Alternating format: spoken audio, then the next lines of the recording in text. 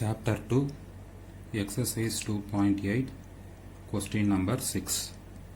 If omega not equal to 1 is a cube root of unity, show that the roots of the equation z minus 1 cube plus 8 equal to 0 are minus 1, 1 minus 2 omega and 1 minus 2 omega square.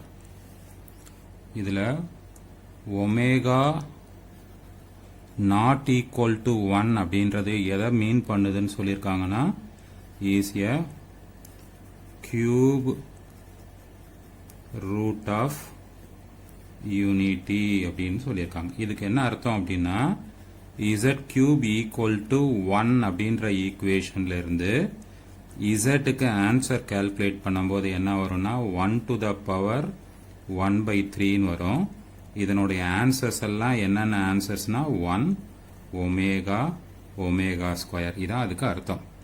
ரைட்டா? Cube root of யூனிட்டினா z-ஓட answer nothing but 1 omega omega square.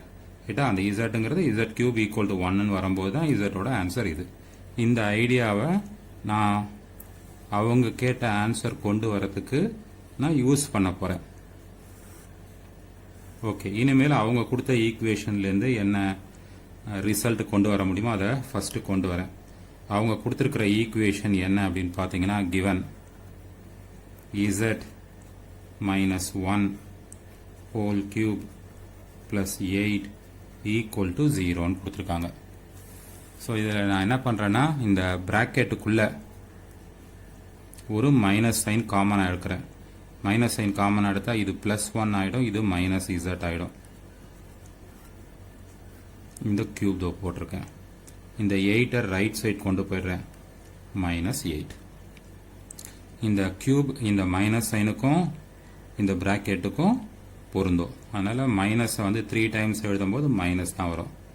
இது வந்து 1 minus z power 3ன்னு ஆகிடும், equal to minus 8. இப்போ இந்த மைனஸுக்கு இந்த minus cancel ஆயிடுச்சு.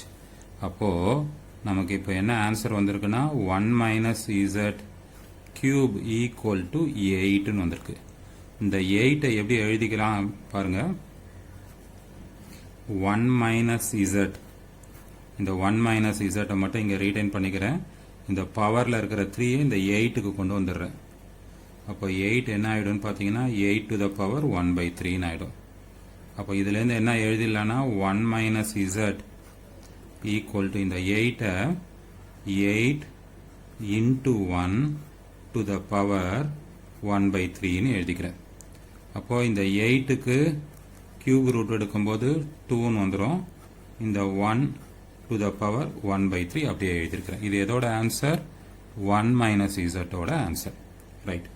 அப்போ 1 minus z equal to 2 into இந்த 1 டு த பவர் 1 by 3ன்னு சொன்னால் என்ன அர்த்தம்னா கியூப் ரூட் ஆஃப் யூனிட்டி. இந்த பிளேஸ் வந்து எதை மீன் பண்ணுது அப்படின்னா cube root of unity. Cube root of unity, cube root of யூனிட்டியோட ரூட்ஸ் என்னன்னு சொல்லியிருக்கோம்? 1 ஒமேகா ஒமேகா ஸ்கொயர்னு சொல்லியிருக்கோம்.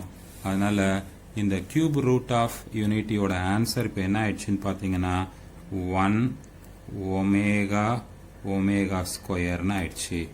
அப்போ எனக்கு என்ன ஆன்சர் வந்திருக்குன்னா 1 மைனஸ் z-க்கு 3 ஆன்சர் வந்திருக்கு. தட் இஸ் 2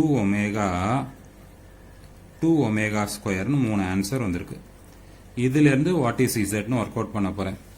அதனால என்ன பண்றேன்னா இதை ஈக்குவேட் பண்ணிக்கிறேன். அதாவது 1 மைனஸ் z-ஓட ஆன்சர் வந்து 2ன்னு ஒரு ஆன்சர்.